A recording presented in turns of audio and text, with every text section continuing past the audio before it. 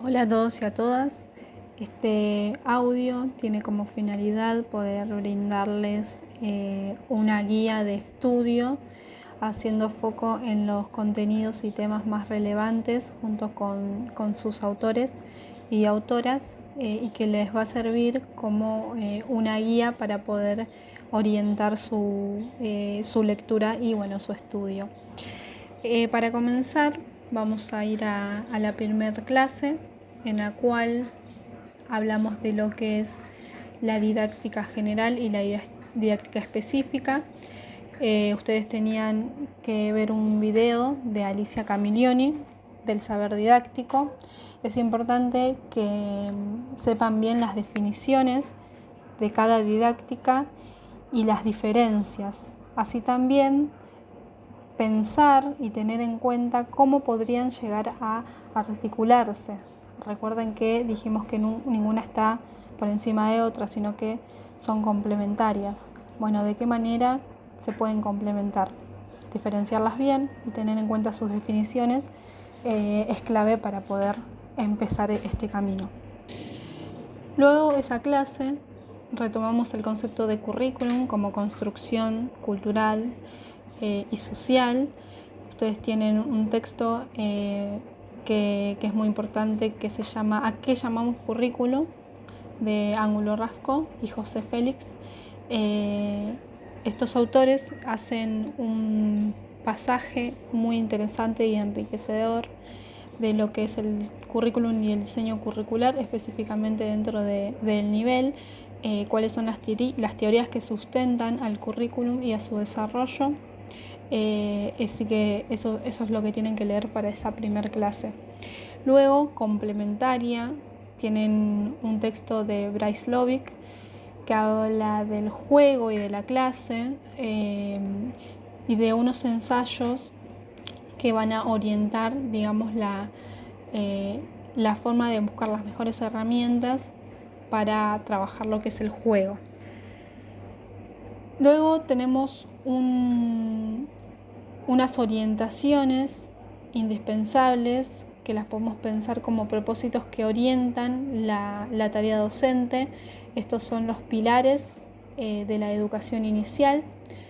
Soto y Violante son las autoras que plantean estos pilares.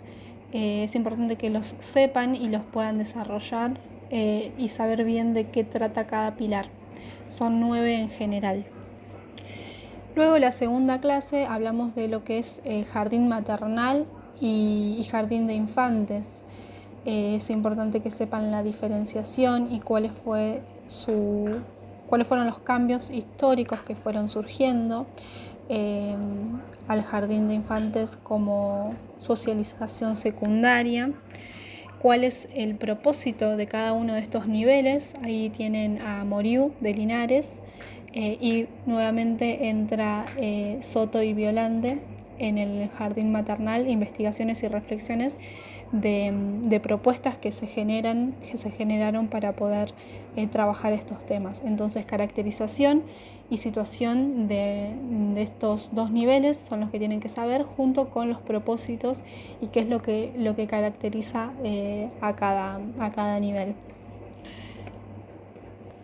Luego le propusimos que miraran al diseño curricular como un documento que nos brinda diferentes contenidos y estrategias para poder abordar cierto conocimiento, cierta temática que querramos trabajar, pero siempre mirándolo desde una mirada crítica y reflexiva.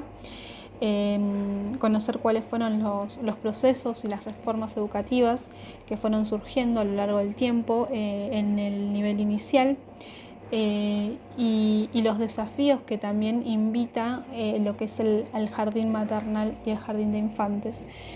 Luego tomamos un tema central que nos parece transversal, que tiene que ver con una ley que es la 26.150 de la educación sexual integral.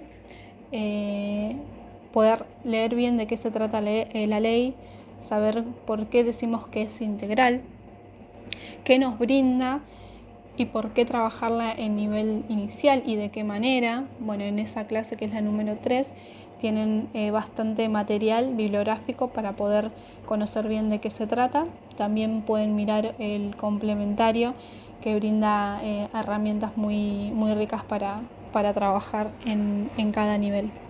En esa clase también hablamos de romper con algunos mitos y algunas creencias falsas respecto a dicha ley. Por eso es importante tener un buen conocimiento y saber de qué se trata, para poder orientar nuestra tarea docente a la hora de implementar, si se quiere, esta educación como derecho, educación como derecho fundamental de ser transmitida desde las primeras infancias.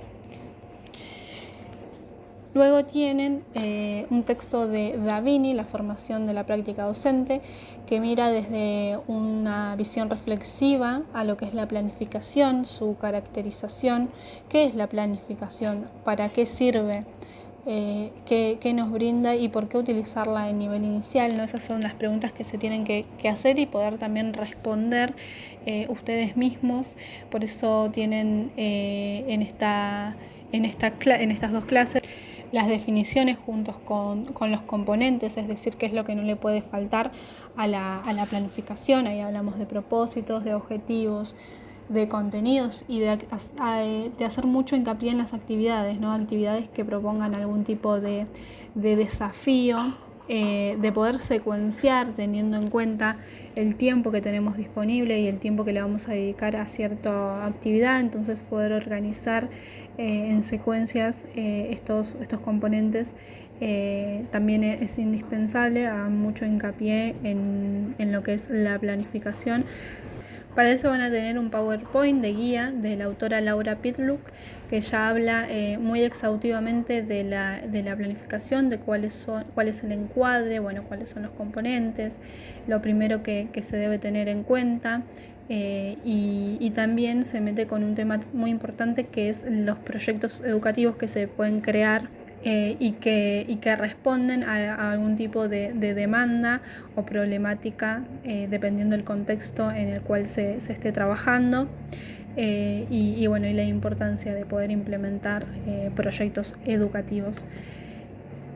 También la importancia y cómo se planifica en el ciclo maternal y cómo se secuencian las actividades. Y también tienen un texto en esa clase de Origlio, que habla de la alfabetización cultural. Luego también tomamos a Melina Furman, que habla de educar mentes curiosas, la formación del pensamiento científico. Habla de llevar lo que es la ciencia a la educación de las primeras infancias, de qué manera y por qué es importante generar preguntas problematizadoras que desafíen a los niños y a las niñas desde muy temprana edad. Estos son los conceptos y los autores que deben considerar a la hora de leer y a la hora de estudiar y de enfocar su estudio. Les mando un abrazo grande.